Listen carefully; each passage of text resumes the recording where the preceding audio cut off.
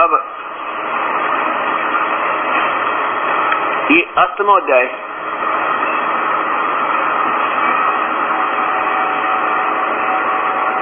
इसमें अर्जुन पूछ रहा है किम तत् ब्रह्म, किम तत् ब्रह्म, किम अध्यात्म, किम कर्म पुरुषोत्तम, अधिभूत च किम प्रोक्तम, अधिदेवम किम उच्यते।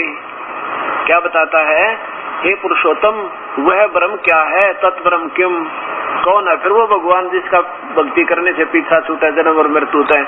अब इसके तीसरे श्लोक में मंत्र में उत्तर दिया है भगवान ने। देखो, परम अक्षर ब्रह्म है वो, परम अक्षर ब्रह्म, वो तो पूर्ण परमात्मा, तीसरे नंबर का भगवान, वो तो परम अक्षर ब्रह्म है।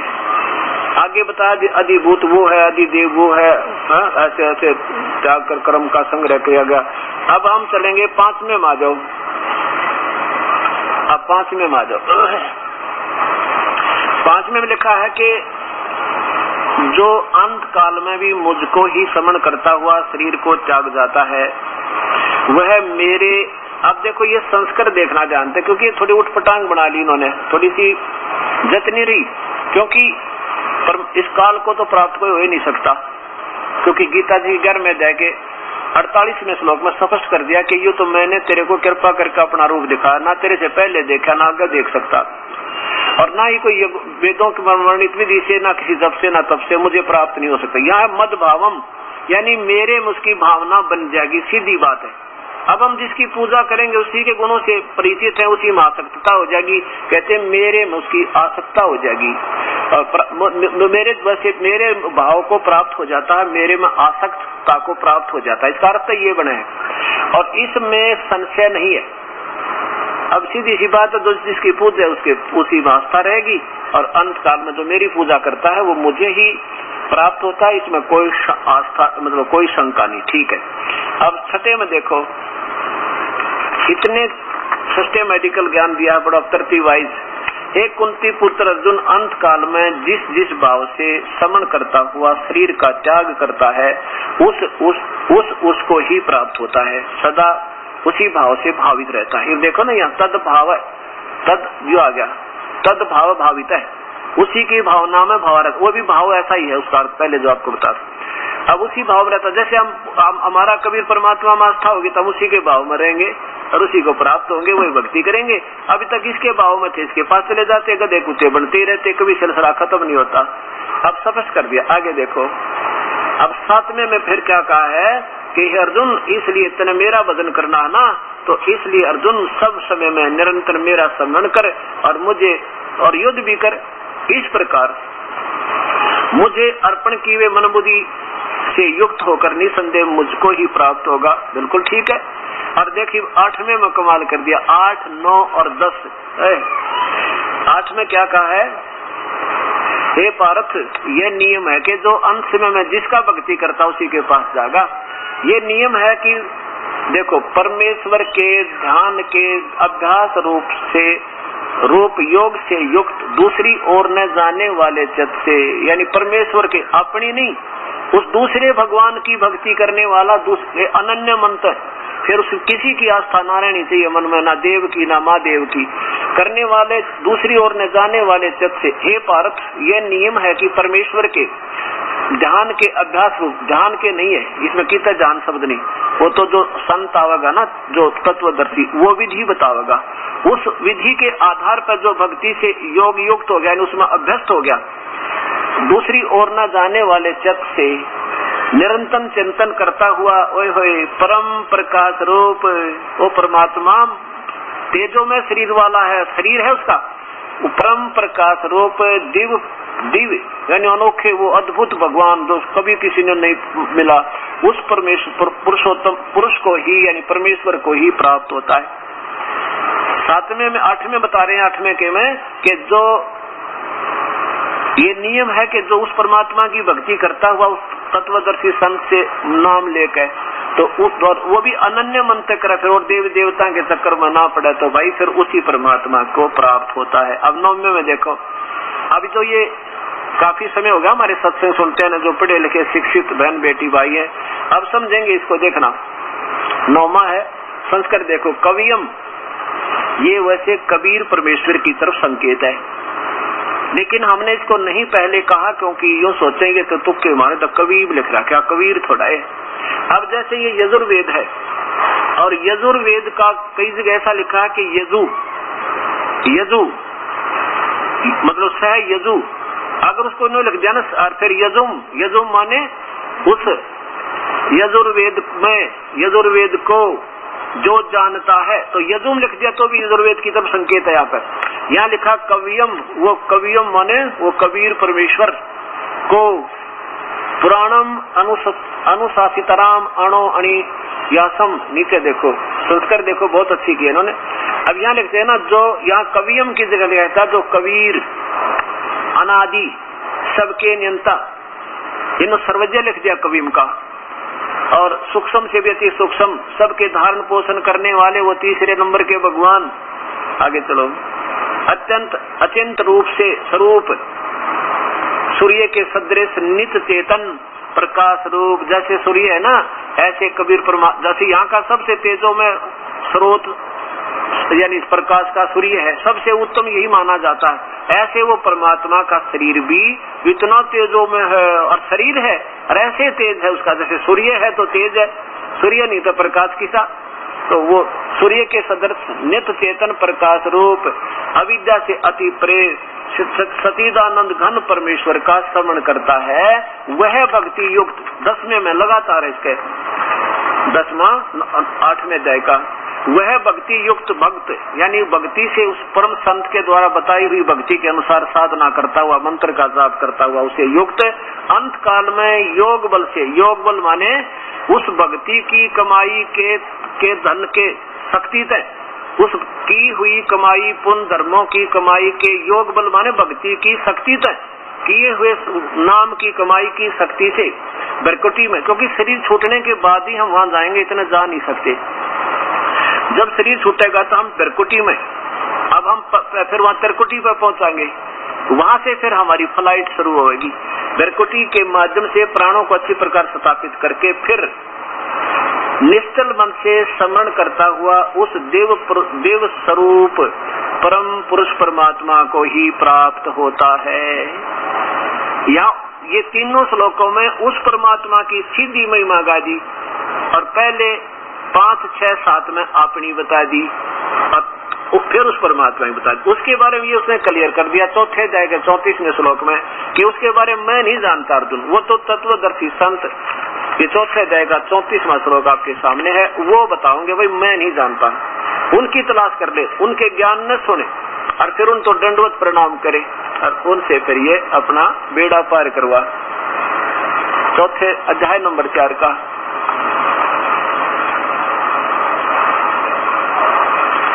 और श्लोक नंबर 34 देखिएगा।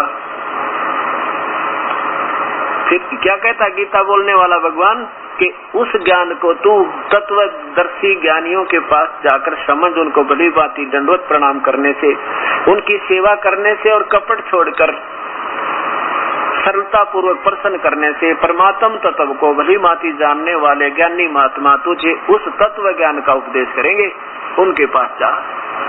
अब ये बता दिया कि मेरी भक्ति तो आपने बता ही रहा, ओम नाम का जाप, दूसरा अक्षर नहीं, और अंतिम श्वास तक करना, और उसकी भी ऐसे ही है, उस परमात्मा की भक्ति भी वो संत बताओगे, वो भी अंतिम श्वास तक उसी अभ्यास योग से युक्त, जैसे वो संत बताओ वैसे। उसके लिए क्या बताया परमात्मा कबीर साहब ने, वही तरीका, नाम उठत नाम बैठत नाम सोवत लागवे, नाम खाते नाम पीते, नाम उठत नाम बैठत नाम सोवत जागवे, नाम खाते नाम पीते नाम सेती लागवे। बस नाम का सिमरन है और कोई तरीका ही नहीं है। ये हट कर बैठ जाना, ये बता हम कैसे कर सकें गृहस्थी आदमी, या दुकान बंद कर 2.5 घंटे सुबह 2.5 घंटे शाम, ये बच्चों वाले खिलौने उठ पटांग बना दिए, क्योंकि ये शास्त्र विरुद्ध है। गीता में हठ योग, किसी शास्त्र संत मते ने देख लिया हठ योग को, सब जगह रिजेक्ट किया, और ये संतों ने हठ योग की तरफ आरूढ़ कर दिया, ऐसा कर दिया कि ये ना तक कर सकते पूर्ण क्रिया। फिर नो कहेंगे बोली आत्मा भाई गुरु जी दस ही है, पर हमारे पुआ क्रिया बनती कोई ना। कमाल की बात है, समुद्र से पार जाना, और गुरु जी ने बताया तैर के जाओ, समुद्र से पार तैर के कभी हो सके? कोई 100 फुट जा, कोई 200 फुट चला जा, कोई 1000 फुट चला जाएगा, फिर वापस आना पड़े। भाई गुरु जी ने तरीका तो सही बता रहा, क्या पर भाई हमारी हिम्मत कोई नहीं। फिर वो तरीका ही गलत बता रखा तुम्हारे को। आपने बैठना था जहाज में और करा दिए हुए हठ योग। तो उस जहाज में बैठने के लिए कमाई चाहिए पैसे, तो अब नाम की कमाई करा कर आपको राम नाम के उस परमात्मा वाले जहाज में बैठाएंगे और फिर पार हो गए यहाँ से, कैसे हो सके। तो इस प्रकार कबीर साहब कहते हैं, कहता हूँ कई जाते हूँ सुनता है सबको ये, भाई सुवर्ण से भला होएगा नात भला न होए। कबीर सुमरण सारे है और सकल जंजाल, आज अंत मद सो दिया दूजा देखा ख्याल। अब ये क्या बताऊं, सुमरण में 2.5 घंटे बैठकर सुमरण करो, क्यों करे, कान बंद करके आवाज सुन ले, सुमरण हो रहा है, फूटे भाग मारे। सुमरण तो नाम श्वास से करना है, उस अभ्यास कमाई करनी है नाम के जाप की। अरे तो नाम भी छूट गया, वो बकवास देखनी है अंदर की। अब मिलना प्रधानमंत्री इधर सुनो, उसके बाद ये बाजता है के तो कोया। अब हमने मिलना भगवान से, देखो प्रकाश उसकी लाइट जल रही होगी तब वह देख ली, तो के तो बना। हमने मिलना मालिक से, सतपुरुष से मिलना, अकाल मूर्त से मिलना। वो अकाल मूर्त से शरीर है, मनुष्य जैसा है, आंखों देखे महापुरुष जी ने सतपुरुष मिला, उन्होंने प्रमाण दिया ठोक कर, उनकी गवाही आज उनकी वाणी है। जैसे आदरणीय धर्मदास जी, आदरणीय मलुकदास जी, आदरणीय दादू साहेब जी, आदरणीय गरीबदास जी, आदरणीय गुरु नानक देव जी, इन 6 महापुरुषों ने आंखा देखा सतपुरुष को, और उनकी आज भी वाणी उनके साथ प्रमाण दे रही, गवाही दे रही, आंखों देखी कि हमने परमात्मा को देखा, सतलोक में देखा। मनुष्य जैसा उसका तेजो में शरीर है, और करोड़ सूर्य मिला दे, करोड़ चंद्रमा, वो भी फीके उस परम पिता के रूप एक रोमकूप का गए। और वही काशी माजुला बन के ये ठोक का प्रमाण दे रखा है इन महापुरुषों ने कि वही काशी माया। आदरणीय रामानंद जी ने काशी वाले ने देखा, और ये सतलोक की महिमा गाने वाले संत कति आपको बहका रहे हैं। इनको ABC का भी ज्ञान नहीं, सतलोक और सचखंड के बारे का, इन्हें देखा भी निकट भी नहीं पहुंचे होता है। इनकी व्याख्या दिखाऊंगा आपको सामने, परमात्मा रोन ने दिल करे 2 घंटे बैठ गए।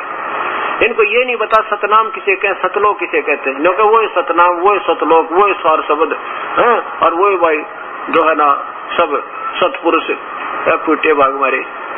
अब कोई न पूछे कि भी कहाँ का रहने वाला भारत का, तेरे प्रधानमंत्री का क्या नाम है, दिल्ली, तेरी राजधानी क्या है, दिल्ली। कमाल की बात है, प्रधानमंत्री को क्या कहते हो, दिल्ली। मूर्खा के टोल। अब ये वो अज्ञानी बुद्धू शराबी व्यक्ति हो सका जो ऐसी वाणी बोला है। अब दिखा दो तो अपना हंसी और लोगों की। अब क्योंकि रात को देखूंगा, दिखाऊंगा आपको।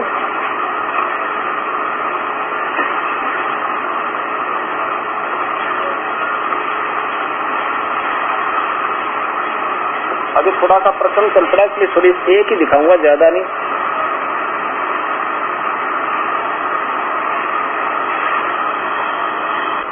आदरणीय श्री शिवदयाल जी महाराज जी से राधा स्वामी पंथ प्रारंभ हुआ। उस खुद कुल मालिक माने है ना ये इस प्रवर्तक, मैं हमारा राधा स्वामी पंथ का सबसे बड़ा महापुरुष ये हुए, उनकी वाणी दिखाता हूँ आपको। हो रहा हूँ कि फिर आपको समझ में आ जाएगी वो कौन कितने पानी में। ये देखो, सारवचन राधा स्वामी, नसर यानी वार्तिक, कहाँ से प्रकाशिक है, राधा स्वामी सत्संग व्यास। और यहाँ देखो,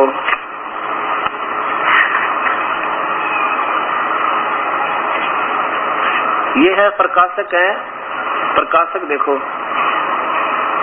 SL सौंधी, सेक्रेटरी राधा स्वामी सत्संग व्यास जिला अमृतसर। अब ये क्या बताया है कि हजूर साहेब ने, ये है श्री शिवदयाल जी महाराज, आदरणीय श्री शिवदयाल जी महाराज, हजूर स्वामी महाराज जी महाराज, इन्होंने अपने मुख से जो कुछ वचन कहे, इनको कहा राधा स्वामी दयाल की दया, राधा स्वामी सहाय। और वचन जो स्वामी जी महाराज ने अपनी आखिरी रोज पेश कर अंतर ध्यान होने से वास्ते हिदायत साधुओं और सत्संगियों और सत्संगियों के खास जबाने मुबारक से फरमाए। आप बोले क्या बताया, पहले तो ये बताया कि राधा स्वामी मेरा पंथ नहीं। ये देखो, इसके साथ ये इसका मिलाना जरूरी हो गया।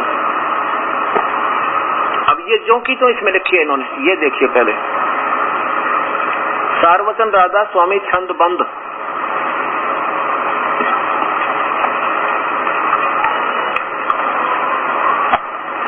ये कहां से प्रकाशित है, नीचे देखिए, हजूर जी स्वामी और नीचे राधा स्वामी सत्संग व्यास।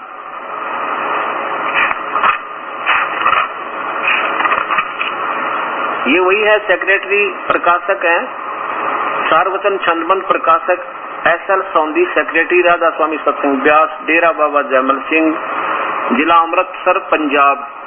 इन्होंने भी भूमिका में यही लिखा है कि परम संत है, भूमिका ही है, परम संत हजूर स्वामी जी महाराज की जिनका नाम नामी शेठ शिवदयाल जी था, भादो सुदी अष्टमी के दिन संवत 1874-75 विक्रमी संवत 25 अगस्त सन 1818 ईस्वी को वक्त करीब 12:30 बजे रात महला पन्नी गली शहर आगरे में प्रकट हुए थे। अब उन्होंने अंत समय में जो बातें कही नीचे देखो, अब इनके वही चल रहे हैं, 1 नंबर 2 नंबर, ये 5 नंबर देखो, ये 5 नंबर ना 7 नंबर, यहाँ देखो नहीं, हाँ ये 5 नंबर देखो इधर।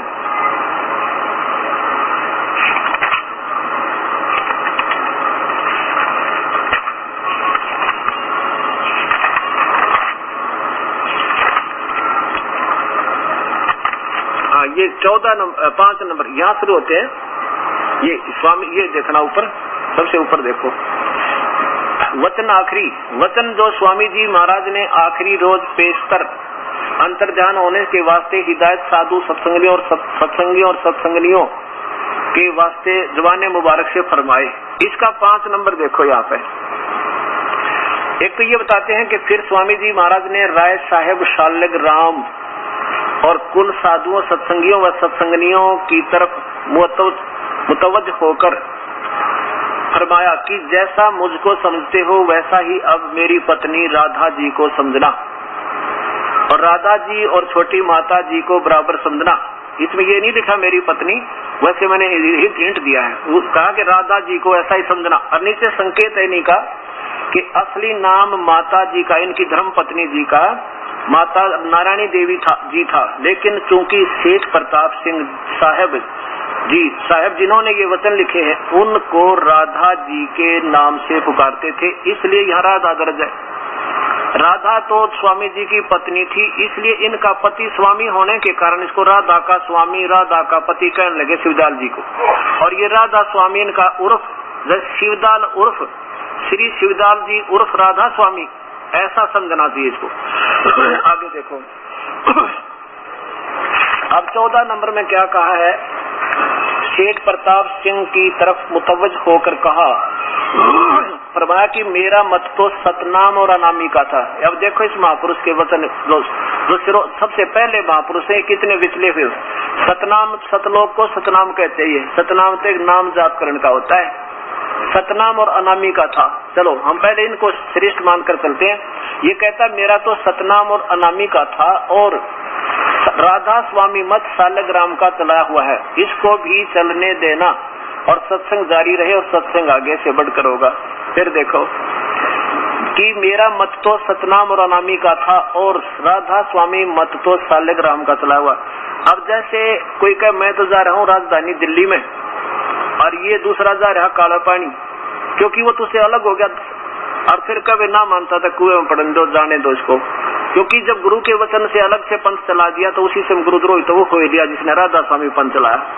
तो ये कुल मालिक के वचन से कट जाने से भी ये वैसे ही यहाँ से दिशा गलत होगी और खुद मना करते हैं, दुखी होकर संत का आग्रह जो ना मानता दिखा। जैसे गुरु नानक देव जी को किसी ने गले मार दिए, पत्थर मारे किसी गांव में, तो उन्होंने कहा भी वसते रहो। आगे जाके किसी ने जो है ना रोटी खवाई, बढ़िया सेवा की, सारा दिन सारी रात पंखे झुलाए, सेवा की, और सुबह चलते बोले रब करे तो उसी उजड़ जाइयो। अब वो दो सेवक रहा करते, वो कहने लगे गुरुदेव एक शंका आ गई मन में, अब पूछ बेटा क्या बात है। पता था उन्होंने कहा ये कहाँ तक सोचेंगे। आपने उनको तो आशीर्वाद दे दिया जो आपका टड़े मारे थे, वसते रहो। और जिसने इतनी सेवा करी गुरुदेव आपने उनको जो है ना ये बद्दुआ दे दी, गुजर जाइयो। बोला बेटा बद्दुआ नहीं दी, उनको तो ठीक आशीर्वाद दिया कि एक जगह मरे रहियो कि बाहर जाकर और ना खराब कर दो, यही बसते रहियो, बाहर मत जाइयो, क्यों एक का गांव बिगड़ा रहेगा। और उनको आशीर्वाद दिया उजड़ जाइयो। दूर जाओगे वो अच्छी आत्मा सवान और समझाओगे, अच्छी शिक्षा, अच्छा आचरण होगा तो अच्छा असर बनेगा।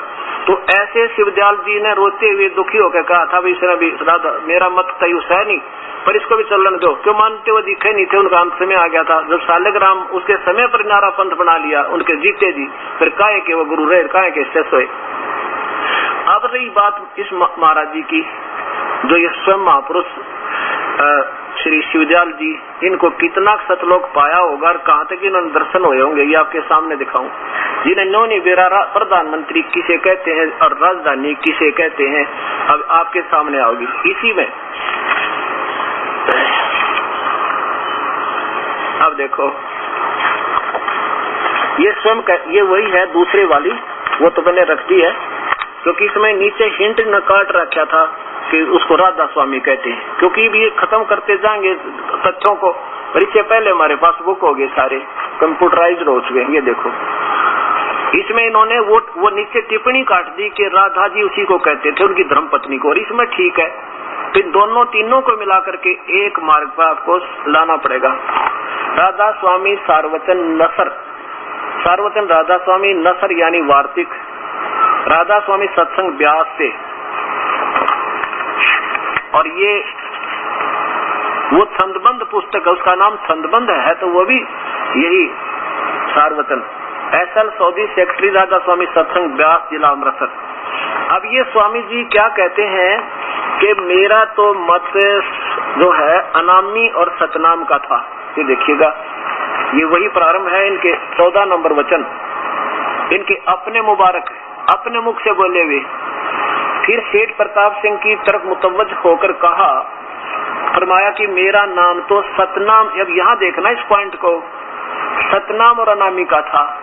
ये सतनाम तो एक जापकरण का सच्चा नाम जो 2 मंत्र का होता है। ये सतनाम बताओ सतलोक, राजधानी को राजा का नाम बताओ राजा का, सतनाम और अनामी का था। और ये राधा स्वामी मत तो सालिग्राम का चला हुआ, इसको भी चलने दीजिए, देना सत्संग जारी रहे और सत्संग आगे से बढ़कर होगा। अब देखो इसी के, ये तो भूमिका समाप्त हुई। अब इसी के तीसरे, यहाँ देखो, अब ये राधा स्वामी उर्फ आदरणीय श्री शिवदयाल जी उर्फ राधा स्वामी कहें तो अच्छा लगे, क्योंकि वो उनकी पत्नी थी राधा, इसलिए वो उनका पति था, इसलिए राधा का स्वामी कहने लगे। राधा का स्वामी, राधा का पति है, उषा का घरवाला और उषा का पति, उषापति हो गया उमापति। उमापति का के नाम, शिव जी को उमापति कहते हैं। तो ऐसे ये राधा स्वामी था, ये कौन थे? ये तो शिवदयाल जी समझो, जहाँ राधा स्वामी लिखा पा ना वहाँ शिवदयाल जी समझना चाहिए हमने। जैसे उमापति कहते हैं शिव पार्वती के पति को, शंकर उसकी तरफ, शंकर जी की तरफ ध्यान जाता है। राधा स्वामी दयाल की दया, राधा स्वामी साहेब, खुला उपदेश हजूर राधा स्वामी साहब का। आगे देखो वचन, यह जगत नासवान है। और इसके तीसरे पाइयो, ये देखो तीसरा पृष्ठ, यहाँ देखो, ये अब समझना चाहिए कि राधा स्वामी एक पद है, तेरा गजब हो। अब ये पद माने स्थान, राधा स्वामी स्थान जो सबसे ऊंचा मुकाम है भगवान। अब देख कितनी व्याख्या इनकी, ऊट पटांग एक भी निकट भी नहीं। अब यहाँ तो राधा स्वामी तो समझो शिवदयाल जी है, अब शिवदयाल जी एक मुकाम स्थान बता दिया, मुकाम है। और यही नाम कुल मालिक और सच्चे साहिब का है राधा स्वामी, और मुकाम भी है और नाम भी है। एक तो मुकाम तो ये स्थान हो गया, जैसे दिल्ली मारे नरेला है, और नाम तो ये करवा रहा है, उसका नाम भाई कौन है वो जो सत्संग करवा रहा। अब सतनाम अब क्या है, फिर देखो अब समझना चाहिए कि राधा स्वामी पद सबसे ऊंचा मुकाम है, और यही नाम को, अब यहाँ तो नाम है राधा स्वामी तो शिवदयाल जी है, फिर यहाँ स्थान बता दिया। और फिर यहाँ देखो, और यही नाम कुल मालिक का, फिर नाम बता दिया, और सच्चे साहेब और सच्चे खुदा का है। आगे देखियो, और इस मुकाम से, इस स्थान से राधा स्वामी स्थान है, तरह गजब हो। 2 स्थान नीचे सतनाम यानी सतलोक, अब फूटे भाग मारे। सतनाम का मुकाम है, यानी सतलोक का, सतलोक है, सतनाम का मुकाम है, जिसको संतों ने सतलोक, सतखंड उस सतनाम को बता रहे हैं, सतनाम को जिसने के बताया, सतनाम को सतलोक भी कहते हैं, सचखंड भी, सार शब्द भी, और सत शब्द भी, और सतनाम भी, और फिर सतपुरुष भी करके बयान किया। इस तरह गजब ये है परमात्मा। अब इसने पढ़ कर मुझे रोना आता है जिन्होंने इनको भ्रमित कर दिया बूढ़ी आत्माओं को। अब देखो राधा स्वामी तो शिवदयाल जी समझो, सीधी सी बात है, जैसे उमापति, उमा स्वामी, और ये क्या कहते हैं, वो सबसे ऊंचा मुकाम हो गया, काला पानी पहुंच गया वो दूसरे, और वो कहे हम पहुंच गए सही, उस दिल्ली से भी आगे जा चुके हम तो, यानी अंतिम दिल्ली हमारा मुख्य राजधानी है हिंदुस्तान की। और कोई न कहे हमारी तो इससे भी आगे स्थान है, वो बढ़िया स्थान, दिल्ली से बढ़िया जो राजा वहां रहता है वो पहुंच गया कितना अंडमान निकोबार में। अब फिर ये जो महापुरुष खुद भी कह रहा है कि इनकी सोच देखो, खुद उन्हीं के वचन है स्वामी जी के। आप समझ रहा, मतलब ये वचन उस स्वामी जी के नहीं हो सकते जिन्होंने ये बोले हैं, ये तो और किसी ने, राधा स्वामी तो वो कह ही नहीं सकता अपने आप को, फिर ये तो इन्होंने बाद में बनाई है। फिर भी इन्हीं की सोच से, जैसे ये कहते हैं ना मेरा तो सतनाम और अनामिका था, इसके आधार पर ही चलते हुए इन्होंने अपनी व्याख्याएं बनाई है। ये 14 नंबर में देखो, ये देखो 14 नंबर में कि मेरा मत तो सतनाम और अनामिका था। सतनाम माने सतलोक कहते हैं, और दिखाता हूँ सतनाम या सचखंड। और ये भी यहाँ कहते हैं, अब ये देख लिया आपने 3 नंबर पृष्ठ पे कि उसी को समझना चाहिए कि राधा स्वामी पद सबसे ऊंचा मुकाम है, और यही नाम कुल मालिक सच्चे साहिब और सच्चे खुदा का अर्ध नाम है, और यहाँ स्थान है। और फिर उसी मुकाम को नीचे आगे लाओ, और उसी इस मुकाम से 2 स्थान नीचे, यानी राधा स्वामी तो नीचे, अनामी को राधा स्वामी कहे, अब स्थान बना दिया। सतनाम यानी सतलोक का मुकाम है, सतलोक। और जिसे संतों ने सतलोक, सचखंड, सार शब्द, सतनाम, सत शब्द और सतनाम और सतपुरुष करके पुकारा। सतपुरुष तो वो परमात्मा जिसको मिलना हमने, थरा गजब ये है परमात्मा है मालिक। अब मुझे शर्म आवा बार बार नो बताने में, ये नो सोचेंगे कि ये महाराज जी निंदा करते सभी के, यो शर्म आओ मुझे, और लेकिन बताए बिना रहा नहीं जावे। अब देखो सीधा दिखाता हूँ आपको एक और इन्हीं महापुरुषों की, इन्होंने सैकड़ों पुस्तक बना दी, और 100 कम की कीमत ना है। और इन बड़ी आत्माओं ने लाइब्रेरी बना रखी अपने घर पर सबने, क्योंकि संतों की वाणी कद मिले। अब देखो ये सावन सिंह जी महाराज, नीचे देखो, और ये कहाँ से है, संत मत प्रकाशन भाग 3 प्रकाश, परम संत हजूर महाराज बाबा सावन सिंह जी के सत्संग, राधा स्वामी सत्संग ब्यास, जिला अमृतसर पंजाब से। अब इसके 76 नंबर पृष्ठ पे ये क्या कहते हैं, सतनाम या सचखंड, सतनाम या सचखंड। ये देखो ये 76 नंबर पृष्ठ पे,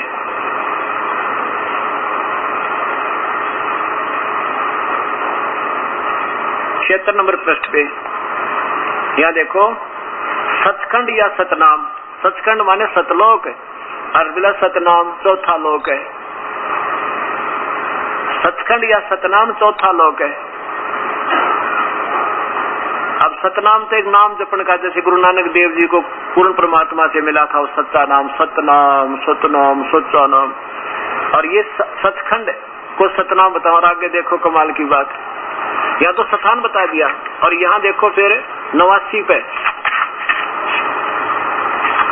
यहाँ और तोड़ पाड़ दिया महापुरुष ने।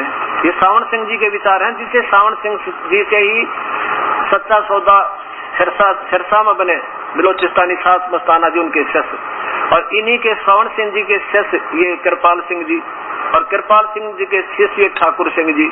इन सब की एक ही छुरी है। यहाँ देखो या 79 पे 79 पैसी सारवचन संत मत प्रकाशन भाग 3 प्रश्न नंबर 79 पे 79 पे क्या कहा है, यहाँ देखो नीचे देखो, पूरा पीछे लो थोड़ा। सत्संगी क्या राम बहुत से हैं? उत्तर हजूर सावन सिंह जी का, राम 4 हैं। आपका इशारा कौन कौन से राम की तरफ है? सत्संगी जिनका इशारा वाणी माया है। गुरु नानक साहिब ने उसी राम को जिसका जिक्र किया हुआ है, 16 अन्य ठीक है, लेकिन लोगों का राम और है।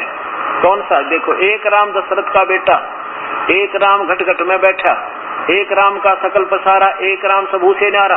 अब देखियो, पहला राम महाराज दशरथ का बेटे थे, त्रेता युग में आए थे, उनसे कोई काम नहीं सरे। आगे देखो, दूसरा राम मन जो घट घट में व्यापक है, और तीसरा राम ब्रह्म जो सारी त्रिलोकी में को पैदा करता है, पाताल और पालता और नष्ट करता। चौथा राम सतनाम है, थारा गजब हो। चौथा लोग सतनाम, ये सतपुरुष भी सतनाम तो ना सतान बतावे, अन्य को चौथा राम सतनाम। हे परमात्मा, हे परमेश्वर, ये कहाँ ले गए इन बड़ी आत्माओं को? अभी न समझा तो नाराज हो जाने क्या हमारे गुरु जी की निंदा करें। बड़ी आत्माओं जो ना विरा काल के जाल से निकलने का समय आने लग रहा है। अब ये इन महापुरुषों ने फिर पाया क्या होगा, ये सोचने की बात। इसने ये नहीं मालूम दिल्ली क्या चीज है, प्रधानमंत्री कैसा होता है? और कहते वो कोई पूछे भाई कहाँ से आया है, कहाँ जाओगे? अब हिंदुस्तान की राजधानी में बड़े ठाठ है, क्या नाम है उसका? दिल्ली। और प्रधान वहाँ भगवान कैसा? भगवान तो है ही नहीं, राजा तो है ही नहीं, निराकार है। फिर राजा का क्या नाम है? दिल्ली। अच्छा, उसके राजा किसे, प्रधानमंत्री किसे कहते हैं? दिल्ली को। अरे तेरा गजब हो। हे परमात्मा, अब शर्म मुझे आवे लिखी इनने। और एक नंबर के महापुरुष सारे वर्ल्ड में इनका नाम हो रहा, एक नहीं। अब ये एक ही संकेत बहुत होता है। हजूर स्वामी श्री शिवदयाल जी की जब व्याख्या हर पेशात्मा सावण सिंह जी, श्री जयमल सिंह जी के सीधे से सावण सिंह जी, और सावण सिंह के बाद ये जितने भी पंथ बन रहे हैं उन्हीं से बने। अब ये सोचना है कि ये भोली आत्मा कहाँ ले जा रहे हैं इन भोली आत्माओं को, क्योंकि स्वयं भी नहीं पता इनको कि तुम कहाँ जा रहे हो, कहाँ ले जा रहे हो, और कितना दोष लगेगा इनको इन भोली आत्माओं का जीनों बर्बाद कराने का। ना तो भक्ति छोटी, ना कोई धर्म कर्म, ना कोई शास्त्र कुल साधना, ना कोई मंत्र ठीक इनका।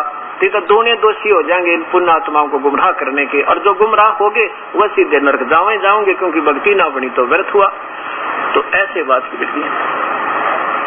अब जो प्रसंग अपना चल रहा है कि पूर्ण परमात्मा जो है उसकी भक्ति करने से उसी के पास जाएंगे, और अन्य भक्ति हम करते हैं तो अब नहीं जाएंगे। अब हमने उस परमात्मा को पाने का तरीका केवल नाम जाप है, और दूसरा तरीका है ही नहीं। उसी को कैसे बताया? जैसे काम करते करते लेट गए तो लेट गए, चलते हो तो चलते फिरते, बस में बैठ गए, ऐसा समझ देंगे आपको। सतनाम किसे कहते? सच्चा नाम है। सचखंड सचखंड सतलोक है। सचखंड वो धाम है, स्थान है जहाँ हमने जाना, जो कभी खत्म नहीं हुआ। और सतनाम तो एक जाप करण का मंत्र होता है। ये सतनाम भी वही बताओ और सचखंड भी वही बताओ। तो उस सतनाम में दो मंत्र का जाप है, दो नाम उसमें। एक तो ओंकार, जैसे गुरु नानक देव जी ने इसी मंत्र को अपने गुरु ग्रंथ साहब में लिखा सतनाम को, लेकिन वो सीधा नहीं लिखा उन्होंने, कई जगह बिल्कुल संकेतिक लिखा। एक ओंकार, ओंकार माने ओम, ये तो इस ब्रह्म का जाप है, ज्योति निरंजन का। और दूसरा एक और मंत्र है, वो यहाँ नहीं सीधा बताया जाएगा, जो गीता जी में ओम तत्सत कहा ना, वो 3 मंत्र का बनेगा। ओम और साथ में दूसरा सांकेतिक तत् मंत्र लाग का ये सतनाम बनेगा। और वो दूसरा मंत्र पर ब्रह्म का होगा तत्, और सत जो है पूर्ण ब्रह्म का नाम होगा। ये जो दो मंत्र का मिलकर ये तो सतनाम बनेगा। और जब इसके साथ तीसरा और मिल जाएगा फिर ये सार शब्द बन जाएगा, सार नाम बन जाएगा। सार नाम कहो चाहे सार शब्द कहो, एक का बात है। और उस सतनाम अलग है, जब तक सतनाम जाप किया जाएगा तब तक वो सतनाम रहेगा। और फिर इसके साथ एक मंत्र और जोड़ा जाएगा, फिर ये सतनाम ना रह करके सारनाम हो जाएगा। तो ऐसे सतनाम अलग है, सारनाम अलग है। फिर ये जो है ना, सतलोक में तो हमने जाना जो स्थान है, और सतनाम से पाना है। बताओ, ये इनकी व्याख्या उस महापुरुष के जिसने राधा स्वामी शिरो सबका जो सिरताज बताते हैं, तो बाकियों के पास क्या ज्ञान होगा? प्यारी आत्मा, तुम आप सोचना होगा तुमने। दास का कोई उनसे द्वेष नहीं, और कोई उनसे लेना देना नहीं कि मैं उनको गलत बताऊं या उनकी निंदा करूं। तो निंदा करने से पहले परमात्मा मेरी जीभ कट जा, यही प्रार्थना करता हूं। लेकिन अब जैसे कोई एक बार 500 का नोट से लाया था नकली, किसी ने नीच आत्मान छाप दिया और बोली आत्मा गुमराह हो रही थी, वो नुकसान उठाती, तो सरकार ने दोनों दिखा दिए टीवी पर, ये तो नकली है भाई, ये असली, इसमें ये लक्षण नहीं मिल रहे हैं। तो क्या वो सरकार निंदा कर रही थी आपकी? आपका फायदा कर रही थी या निंदा कर रही थी? आप सोचना। आपका फायदा करी थी, ना जाने कितना लूट ले जाते आपको, फिर अंत में दुख पाते। अब जितने लूट लिए वो तो लूट गए, उनका बने कि फिर आगे सावधान तो हो जावा। ऐसे प्रार्थना है ये दास की कि अब तो सोच समझ लो, जो भक्ति चाहिए था वहां तो इतने टोल इकट्ठे हो गए, यहाँ देख लो मेरे ख्याल में 500 आदमी मुश्किल था पाए। आप पुण्यकर्मी प्राणी हो, और उन संतों के मार्ग में लगने से, बेचारी भक्ति शास्त्र विरुद्ध साधना करने से हम पाप बढ़ रहे हैं, पुण्य कोई नहीं। इसलिए पाप पुण्यकर्मी प्राणी दरा सके, वो दूसरा आ नहीं पाएगा। लेकिन कुछ समय में क्या होगा कि आप उनको समझाओगे जा जाके, और आपके सत्संग, आपके वचन सुन के उनके जो कुछ सत्संग ऐसा होता है, कुछ ऐसे वचन सुनने से उनका जो वो अज्ञान अंधेरा है वो हट जाएगा, और फिर उस परमात्मा की कथा सुनने से कुछ पुण्य बन जाएंगे उनके। उस परमेश्वर की कथा सुनने से भी पुण्य बनते हैं, और फिर वो आने लग जाएंगे। थोड़े दिन में देख लेना, या बैठा नहीं दिखा करूंगा आपको, इतनी संगत होगी।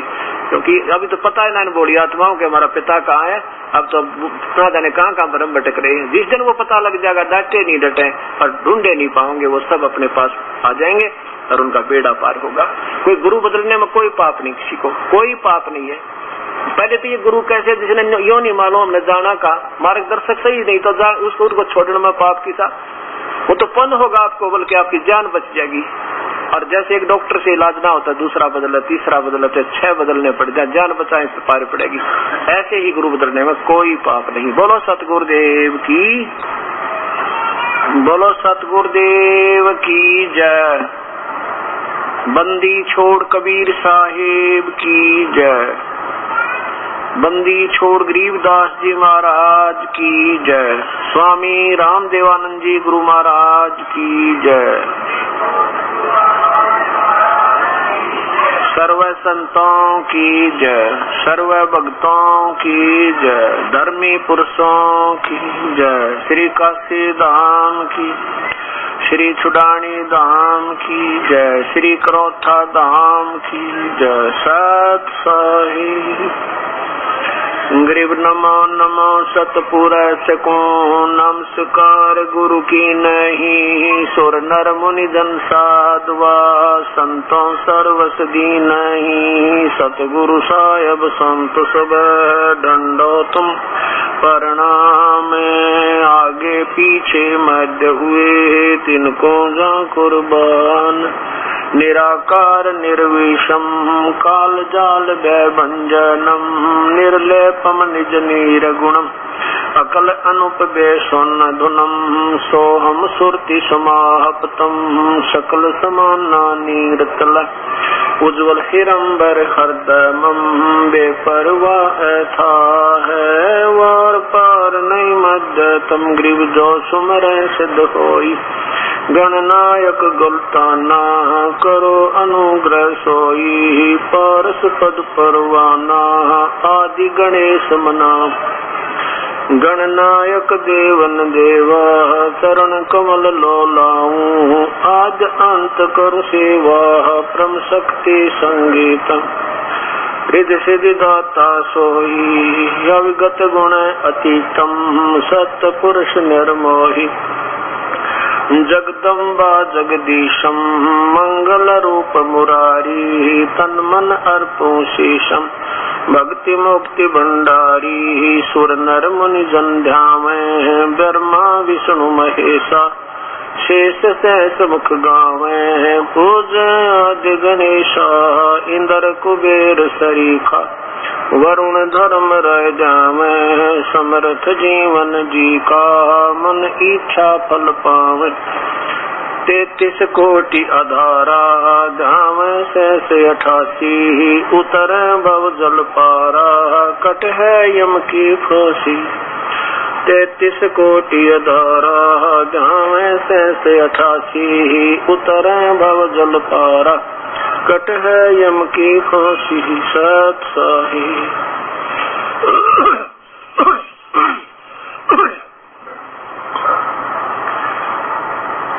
कर जोरूं विनती करूं। धरूं चरण पर शीश। गुरु राम देवानंद जी महाराज ने दियो नाम बख्शीश। कोटि कोटि सिजदा करूं, कोटि कोटि प्रणाम। चरण कमल में राखियो मैं बांधी जाम गुलाम। अवगुण किए तो बहुत किए, करत न मानी हारे। बावे बंदा बख्श दियो, बावे गर्दन उतार।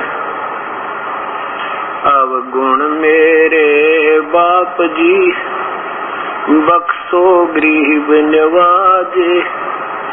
जो मैं पूत कपोत हूँ, बहुर पिता को लाज। मैं अपराधी जन्म का, नक्सक बरे विकारे। तुम दाता दुखे बंजना, मेरी करो संभार। कूता तेरे दरबार का, मोतिया मेरा नाम। गले प्रेम की जेवड़ी, जांखें छोड़ जाऊं। तो करो तो बावड़ू, दूर दूर करो तो जाऊं। जो राखो तो ही रहूं, जो देव सुख।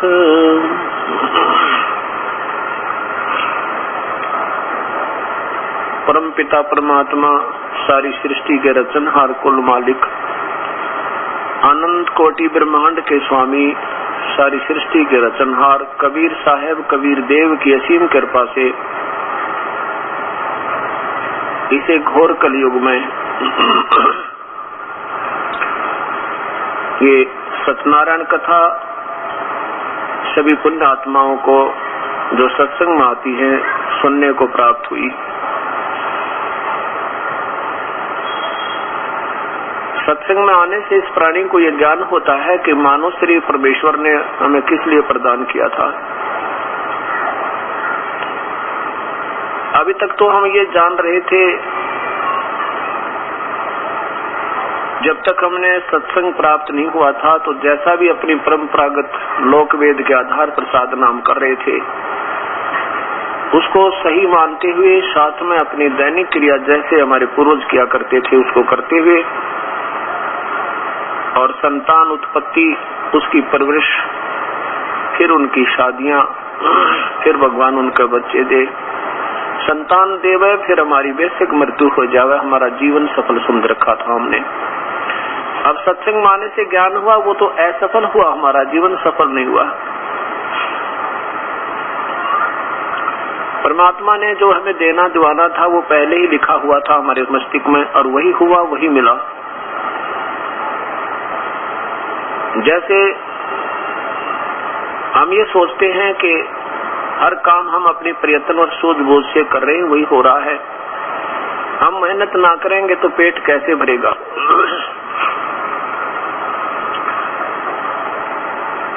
देखो, परमात्मा का जो की व्यवस्था है ये बहुत ही अजीबोगरीब है, ये इंसान की बुद्धि से बाहर है।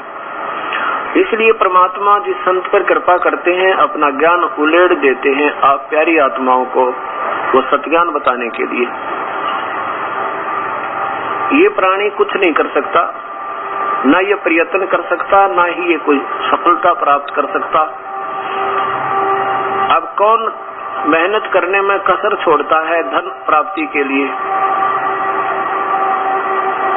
मजदूर सुबह से लेकर शाम तक बहुत प्रयत्न और मेहनत करता है, 70 रुपए प्राप्त करता है, और एक जमींदार सुबह से लेकर किसान शाम तक अपने हल जोतता है तो लगभग सुबह से लेकर शाम तक 50 किलोमीटर की प्रतिदिन दूरी तय कर लेता है लगभग, और बाकी काम करे वो न्यारे पशुओं का चारा सिर पे लेकर आवे, फिर उसको काटे, पशुओं को संभाले, यानी पशु से भी बदतर मेहनत की जाती है और फिर भी जीवन सतर वही रहता है, ऊपर नहीं उठ पाता। और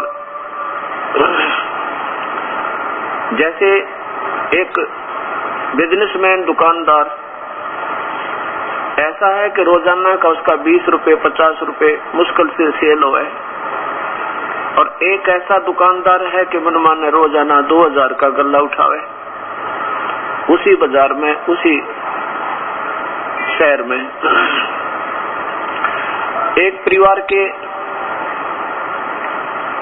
4 बच्चे हों, लड़के या लड़कियां, माता पिता सभी संतान को सम्मान सुविधा देता है और उनको पढ़ाने के लिए भरसक प्रयत्न करता है, शिक्षा भी देते हैं और मंगल कामना भी सभी के सफल होने की, उनका भविष्य बनने की करते रहते हैं। एक ही पिता के 4 पुत्र, एक तो मनमाना IAS अफसर बन जावे, सेम सुविधा, एक ही सुविधा प्राप्त हुई थी, और एक कोई अध्यापक लग गया, एक कोई जमींदारा कर रहा है, एक को मजदूरी भी ना मिलती, और एक मनमाने ऐसा मेंटल हो जावे।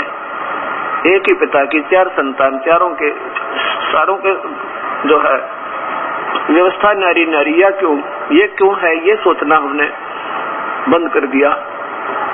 हम ये सोचते हैं बच्चा अच्छा पढ़ गया, वो IAS ऑफिसर बन गया, दूसरा टीचर बना, और चौथे ने ना पढ़ाई की तो वो जमींदार बन गया। नहीं, ये तो परमात्मा ने पहले संस्कार निर्धारित किए हुए हैं, उसी के आधार पर उसको वो सब प्रयत्न भी वही करवाता है, और सब कुछ उसी के हाथ से, उसी के ने जो पहले संस्कार हमारे बनाए वो ऐसा ही होता है। जीव कुछ नहीं कर सकता। अब जैसे संतान जब शादी होती है तो बच्चों की सबसे पहले ये कामना होती है भगवान पहला तो लड़का हो, क्योंकि हमारे समाज में, आम समाज में, हर एक से हिंदू है, मुसलमान, सिख या ईसाई, ये हमारे अंदर एक ऐसी कमजोरी भी घर की हुई है ज्ञानता के कारण कि हम पुत्री से ज्यादा पुत्र को महत्व देते। तो सबकी ये तमन्ना होती है कि पहला लड़का हो, फिर बेशक लड़की हो जाए, और लड़का ना होकर के लड़की हो जाती है तो दूसरी बार जब परमात्मा से यही उम्मीद पक्की होती है कि अब का तो लड़का होएगा, और फिर भी लड़की होगी, फिर सोचा तीसरी बार अब का तो लड़का होएगा, वो भी लड़की होगी। अब ये सोचना होगा कि इंसान का ना तो चाहा हुआ, ना सोचा हुआ, और ना प्रयत्न से हुआ। जो कुछ भी किया प्रभु ने किया, संस्कार वश किया, और ये संस्कार कब बने थे? जब पहले पिछले जन्म के आज हम भोग रहे हैं।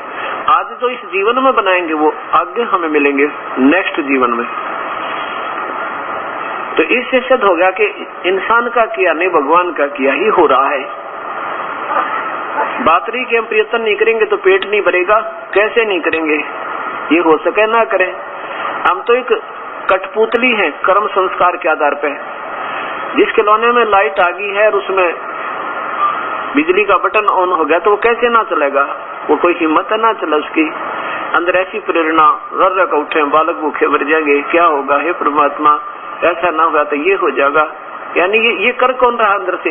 ये भी प्रभु कर रहा है, ईश्वर की शक्ति कर रही है।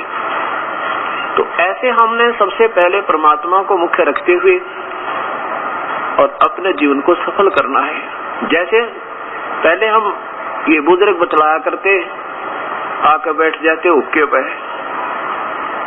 और बैठ के क्या बतलाते थे? भाई और बताओ, ठीक है बालक बच्चे? कहते ठीक है भाई, मौज होगी। 4 लड़के थे, 2 लड़के 3 लड़कियां थी, सब शादी कर दी, सबका संतान दे दी भगवान ने, पोते पोती हो गए, दोते दोती होगी, दोतियां होगी। भाई बेशक भगवान ठाले, मेरा तो जीवन सफल हो गया। न्यू ना बेरा यू तो नादा न सफल हुआ। जो कुछ भी होना था परमात्मा ने पहले लिख रखा, करे तो होना ही था। और जो तूने इस जीवन में करना था वो भूल गया तू, जो भविष्य में तुझे मिलना था। सफल क्या हुआ? तो असफल हो गया सारा ही, खो दिया, काम बिगाड़ दिया सारा। तो उसको जब सत्संग में प्राणी आता है तो ज्ञान होता है, और जब तक सत्संग में नहीं आएगा तो उसी संस्कार के प्राणियों में, उसी व्यवहार के प्राणियों में, व्यक्तियों में रहता हुआ समाज में, तो वही शिक्षा उसको दृढ़ होती चली जाती है। ऐसे ही एक भक्त, पहले ये दास गांव गांव में, घर घर में जाके सत्संग किया करते थे।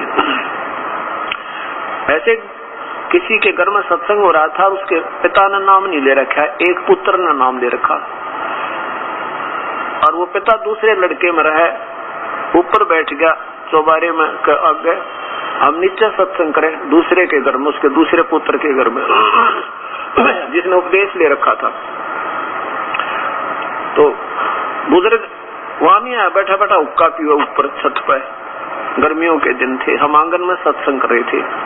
जब वो सत्संग पूरा हो लिया, वो बुजुर्ग शाम की समय की बात है, और मेरे पास आकर बैठ गया, और भी कई भक्त बैठे थे, आंखों में पानी गिरे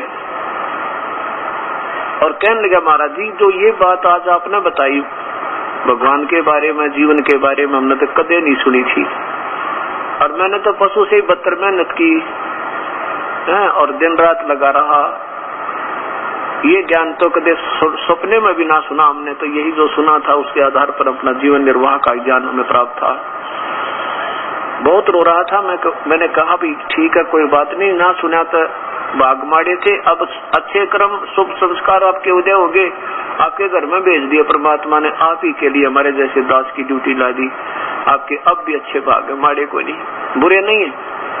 कहने लगा जी अब क्या बने, 75 साल की उम्र होगी, अब तो जीवन रहा को नहीं, यदि मुझे पहले पता लग जाता तो मैं पहले भी इस मार्ग पर लग जाता। तो मैंने बहुत रो रहा था, मैं बोला अभी कुछ नहीं बिगड़ा आपका, कुछ भी ना बिगड़ा है, अब नाम ले लो। तो बोले ईब नाम का के सारा लगा, तो बात बिगड़ ली, समय कुछ भी नहीं रहा। मैंने कहा कुछ नहीं बिगड़ा, ये तो शरीर है बूढ़ा हो गया और यही खत्म होगा 10-5 वर्ष में, अभी तो ना जाने कितने जीवन और होने आपके, अभी कौन सा सिलसिला खत्म हो गया, ये तो आज भी सूत बैठ गया, तो बड़े भाग तेरे काम, नाम तो लो, नाम लेकर ते 2 दिन पीछे शरीर भी छूट जाए, तो भी इस सच्चे नाम ते, इस सत नाम ते, इस ओरिजिनल नाम ते आपको बहुत लाभ मिलेगा। मैंने उससे कहा कि जैसे एक कुएं से कोई पानी निकाल रहा हूं, और पहले कुएं बहुत गहरे हुआ करते थे, 150 फुट, और उसमें रस्से को खींचकर इतनी दूर ले जाते थे, 150 फुट और जाना पड़ता दूरी पर, खींचते खींचते दूसरा रुक के मारा करता, आन दे, रुक जा, वापस आ जा। अब मैंने कहा मान लीजिए वो आपके हाथ से रस्सी छूट गई, खींच कर ले गए थे वहां पे, और वो रस्सी जा रही है, कुएं में बाल्टी गिर रही है और रस्सी जा रही है, और आप फिर ये प्रयत्न छोड़ देते हो तो गई क्या करूं। अगर भाग दौड़ कर हाथ पैर मारे और लास्ट में गिरते गिरते 1 फुट की भी आपके बची हुई तेरे हाथ में आएगी, तो कुछ भी ना गया, वापस आ गई, वो सारी तो वापस आ गई, पानी भी आ गया और बाल्टी भी बच गई। अब यह पूछड़ी पकड़ लेते हैं, मनुष्य जीवन में लगा तुझे, ये कोई बालका का नाम नहीं है ऊट पटांग, ये तो सच्चे शास्त्र आधार पर वो नाम उन महापुरुषों का उपदेश है जिन्होंने प्रभु को पाया और ठोक कर गवाही दी कि इस नाम के बिना जीव का कति छुटकारा नहीं। कोटि नाम संसार में उनसे मुक्ति ना हो, ये सार नाम मुक्ति का दाता वाकु जानना को।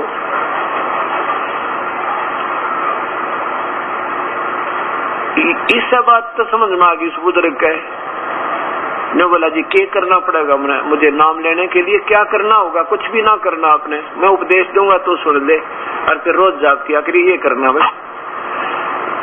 फिर हमने नियम बताया कि बीड़ी शराब मांस तम्बाकू कभी हाथ नहीं लाना। ने बोला जी शराब तक कदे छुई नहीं, मांस का तो काम क्या, पर उक्का बहुत पीता हूँ, मैं बहुत पीता हूँ, इतना पीता हूँ कि बस पूछो मत। मैंने कहा जो उक्का छोड़ना पड़ेगा। वो कहने लगा जी हुक्का है तो मुश्किल छूटना, क्योंकि मतलब बचपन से पीने लगा था, 10-12 वर्ष का, और 75-70 साल की उम्र होगी। मैंने कहा देखो वही बात फिर अड़ गई आके, अब कल न पशु बनाएंगे, फिर ये हुक्का भी छूटा है, शरीर भी छूटा है, और ये घर भी छूटेगा, गली में कुत्ते बनकर बैठेंगे, फिर कौन होके क्या होगा। ये बुराई हमने लाई थी आप पे, भगवान ने नहीं लगाई। ये व्यसन तो बुजुर्ग छोड़ने पड़ेंगे, ना तो बात बने नहीं। काफी देर नीचे नमो करके बैठा रहा। तेने बोला जी ठीक से कर लिया फैसला, नाम दे दो। मैं बोला जिस दिन ये नियम तोड़ दोगे ना एक भी, ये फिर नाम नहीं रहेगा, कि बच्चों का खेल समझो। ने बोला जी नो पक्का हूँ मैं, ऐसी बात नहीं, जो कह दिया सो कह दिया, से जान बेशक लीजा पर नियम नहीं टूटेगा। उस बुजुर्ग ने उपदेश लिया, बेड़ा पार करवाया। 10 वर्ष के बाद प्राण छोड़ गया, आसानी से शरीर छूट गया। अब क्या बिगड़ा? कुछ भी ना बिगड़ा। तो कहने का भाव ये है कि ये कुछ ऐसा भी है कि सत्संग का अभाव है प्राणी को, और जिसके कारण ये प्यारी आत्मा वास्तविकता से अपरिचित है। अब जो इनको सत्संग मिला है, वो मैं ये दास कहे कि वो सत्संग है, अब मुझे भी शर्म आती है। वो सत्संग है जो अभी तक आपने सुना था, ना उनमें कोई भगवान का ज्ञान, ना कोई परिभाषा प्रभु की, ना कोई ध्येय कहाँ जाना है, ना किसी की थ्योरी ठीक। सबके भगवान बजो, भगवान कैसा है? वो तो निराकार है। कहाँ जाना है? बस गुरु भगवान है, गुरु ही इष्ट है, गुरु ही सब कुछ है। कमाल के आदमी भाई। भगवान पाने के लिए 3 चीज होती है। एक तो जिसने तड़प उस ईश्वर की, वो तो साधक कहलाता है, जिज्ञासु यानी वो श्रद्धालु कहलाता है। और एक जिसकी तलाश है, उसने वो इष्ट वो होता है जिसकी प्राप्ति, जिससे हमारा काम सर वो इष्ट उद्देश्य, उपास्य इष्ट, जिसका उद्देश्य हमारा जिसको पाना है। और फिर उसे मिलाने वाला एक मीडिया और चाहिए, जिसको गुरु कहें, उसको सदगुरु कहें। अब गुरु जो होता है वो प्रभु को से परिचित होता है, उस परमात्मा से योग युक्त हो गया तो वो गुरु है। योग युक्त माने कनेक्टेड विद गॉड। जैसे कोई सिपारसी होता है, सिपारसी अप्रोची, वो अप्रोची सही है जिसका वो उपास यानी प्यारा है, किसी मंत्री या मुख्यमंत्री या प्रधानमंत्री का, उसका और उसका एक हृदय हो, अर्थात वो जो मंत्री या मुख्यमंत्री या प्रधानमंत्री या राष्ट्रपति, उसको बिल्कुल उनकी एक राय हो, जो उसको ये पता हो कि ये मेरा खास आदमी है और ये किसी ओटपटांग व्यक्ति को मेरे पास नहीं लाओगा, उसी को लाओगा जो वास्तव में दुखी हो। तो वो गुरु हुआ सही, यानी उसका सही अप्रोची है। और जिसने अप्रोची तो बना हुआ और उसने ये भी नहीं मालूम प्रधानमंत्री किस कौन है, वो जैसे सुबह सत्संग में सुना था कि जिसने यही नहीं मालूम प्रधानमंत्री किसने कहा, किसको कहते हैं। दिल्ली भी जैसे राजधानी हो ना किसी की, कहते हैं भगवान, किसे कहते हैं राजधानी भी वही है, जैसे हिंदुस्तान की राजधानी दिल्ली। और मुख्य प्रधानमंत्री किसे कहते हैं, प्रधानमंत्री भी दिल्ली है। प्रधानमंत्री का नाम क्या, वो भी दिल्ली है। तो जिसने इतना भी ज्ञान नहीं, तो वो उस प्रधानमंत्री से मिला भी नहीं, वो जानता भी नहीं, सुख की बात बनावे और बेकार है, आपको सुख के चक्कर कटावेगा। तो इस प्रकार जिन संतों ने यही ज्ञान नहीं कि तुम कहाँ जा रहे हो, क्या ले जा रहे हो, फिर कहते परमात्मा तो निराकार है, उसका तो कोई आकार नहीं है। जहाँ परमात्मा ही नहीं तो हम क्या करेंगे वहां जाके? जब वहाँ भगवान है ही नहीं तो हमें क्या करेंगे? ऐसे अनाथ यहाँ पर, ऐसे अनाथ वहाँ पर। और सब संतनों के परमात्मा प्राप्ति की तरफ है, सभी के उसका दीदार हो जाए, उसका दर्शन हो। और क्या कहते हैं कि उनका तो बस रोशनी दिखा है, और तो कुछ नहीं, बस रोशनी दिखाई देती है। भले आदमियों, रोशनी से बात बनेगी या भगवान से बनेगी? बात भगवान से बनेगी। तो इस प्रकार अभी तक जितने भी महापुरुषों की छुरी आज तक की, किनकी? जिनका अभी तक प्रभु से साक्षात्कार नहीं हुआ, परमात्मा को वो जान नहीं पाए, उनकी छुरी है कि परमात्मा निराकार है। उसे निरंकार को, उसे तू ही एक निरंकार। और निरंकार तो ये काल न कहते हैं ब्रह्म को, ये कहता मैं कभी किसी के सामने व्यक्तिगत रूप से व्यक्तिम मैं अव्यक्त हूँ। अव्यक्त माने अपनी योग माया से छुपा रहता हूँ, मैं किसी के सामने नहीं आता। और ये मुझे व्यक्ति मानते, व्यक्ति यानी कृष्ण मान रहे हैं, मैं कृष्ण नहीं हूँ, मैं तो गुप्त रहता हूँ, अव्यक्त। अर्थात उसी को ये निराकार कहते हैं, किसको? काल को, ज्योत निरंजन को। अब उस ज्योत निरंजन को निराकार कहते हैं, और इन्होंने पूर्ण परमात्मा की तो पूजा की विधि का नहीं ज्ञान। वो तो ज्योत निरंजन भी आकार में है, ब्रह्म भी आकार है, मनुष्य जैसा है, पर ब्रह्म भी आकार है, मनुष्य जैसा है, और पूर्ण ब्रह्म भी आकार में है, साकार है, यानी मनुष्य जैसा है। लेकिन इनके शरीरों की जो तेज है, इनमें बहुत अंतर है। ब्रह्मा विष्णु महेश भी आकार में है और सभी देव आकार में है, और इनके शरीर में तेज है।